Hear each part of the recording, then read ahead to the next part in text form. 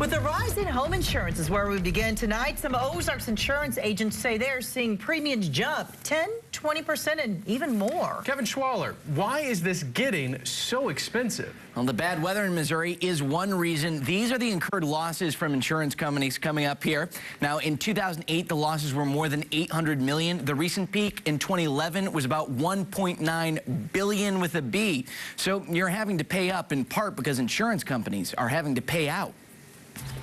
These were supposed to be our golden years when we retire. Instead, the minds of Larry Hoover and his wife, Both of our health is in very, very poor condition. linger on the green. I just turned 65 on the 8th of this month, and she's 63, and she's got to continue working. Hoover says expenses are going up. One part of that is homeowners insurance. Says after a claim to fix the roof, he noticed premiums rise, so he changed company. It went up like 34%. And even under the new policy, if something happens to the home, they're going to have to pay more out of pocket. The vast majority of the phone calls that I get, the vast majority of the inquiries I get to my website are people that are looking for some rate relief on property. Insurance agent Bill White says even he is paying a higher premium, and you'll likely see it too. I hate to say it, but I think maybe if you come in this year maybe under 20%, you might want to count yourself among the lucky. Somebody would have told me this when I was even 50, I would have called him a liar. Hoover says he's already had to cut back on just about everything. I got injured back in 1990, and I get a very small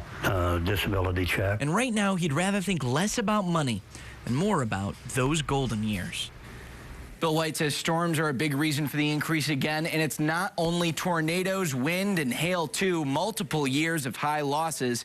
He says the cost to replace buildings is also going up. Inflation is part of that, and insurance companies aren't making as much money from investments now, so they're trying to make more money in the underwriting.